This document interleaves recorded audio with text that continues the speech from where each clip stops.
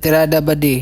Aw, magpanday na punta aning crate sa kuan ba di sa kanang baboy ba? Sa baktin ganyan no? Karon na sila katulugan kanang tugnaw kay panahon. Aw, sulod lang sila diha no? Nya ako rin nagimikos-mikos mga kabadib, dili jud gid nako nagigwapo no kay di mga taingon na sweeto nga panday no, paswito-swito ra na to ano, paswito og palig-alig ba. Dili ko panday ba di, akong papa panday pero siya ra may panday ako dili man kanato akay panday pandaot man ibang professional no. Practice ra man ko nato ba di.